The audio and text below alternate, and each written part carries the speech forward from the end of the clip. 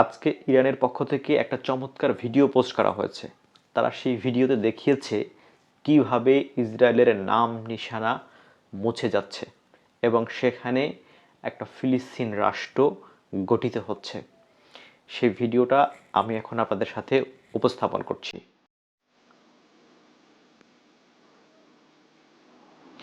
এটি বর্তমান সময়ে ইসরায়েলের চিত্র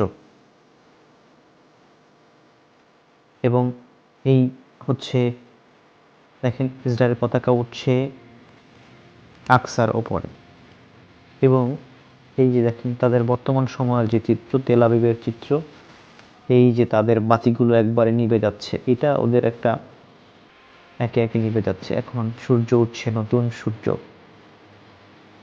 সাইনবোর্ড থেকে নামগুলো বদলে যাচ্ছে, বিমান থেকে সব কিছু বদলে যাচ্ছে, এয়ারপোর্টের নাম বদলে গেছে, আহমেদ ইয়াসিন এয়ারপোর্ট। তেল আবিবের নাম হয়ে গেছে জাফা, যেটা আগে নাম ছিল আফা।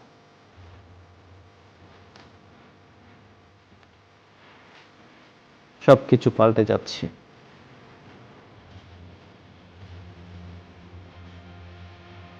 একে একে সব কিছু চেঞ্জ হয়ে যাচ্ছে।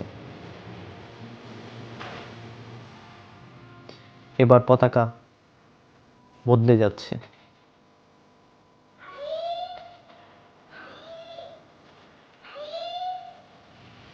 এদিকে ইরান ঘোষণা দিয়েছে তারা খুব দ্রুতই অপারেশন ট্রু প্রমিস 3 তারা লঞ্চ করতে যাচ্ছে। এই অপারেশন ট্রু প্রমিস 3 আরও কয়েক মাস আগে লঞ্চ করার কথা ছিল, যখন ইসরায়েল ইরানের ভিতরে হামলা চালিয়েছিল। তার পরপরই অপারেশন ট্রু প্রমিস 3 লঞ্চ করার কথা ছিল, কিন্তু সেটা ইরান এখন পর্যন্ত করেনি, সেটা বকেয়া রয়ে গেছে। এখন যখন মার্কিন যুক্তরাষ্ট্রের পক্ষ থেকে মার্কিন যুক্তরাষ্ট্রের পররাষ্ট্রমন্ত্রী ইসরায়েলে সফর করেছেন, সেখানে এসে তিনি যে বক্তব্য দিয়েছেন, তিনি যে হুমকি দিয়েছেন, সেই ঘটনার পরে এখন ইরান বলছে যে আমরা অপারেশন ট্রু প্রমিস 3 খুব দ্রুতই এবং উপযুক্ত সময় লঞ্চ করব। মার্কিন যুক্তরাষ্ট্রের পররাষ্ট্রমন্ত্রী এখানে এসেছেন, তার গোয়েন্দা প্রধান এসেছেন, তাদের আরও বেশ কয়েকজন হাই প্রোফাইল ব্যক্তি এখানে এসে ভিজিট করে দখলদারদের সাথে নানা বিষয়ে আলোচনা করেছেন, প্ল্যান পরিকল্পনা সম্পর্কে।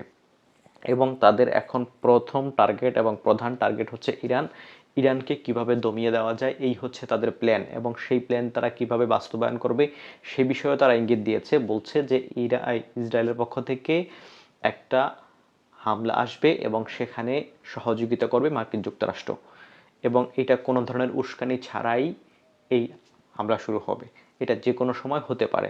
সে কারণে ইরানের পক্ষ থেকেও পর্যাপ্ত পরিমাণ প্রস্তুতি নিয়ে রাখা হয়েছে। ধন্যবাদ সবাইকে। আসসালামু আলাইকুম।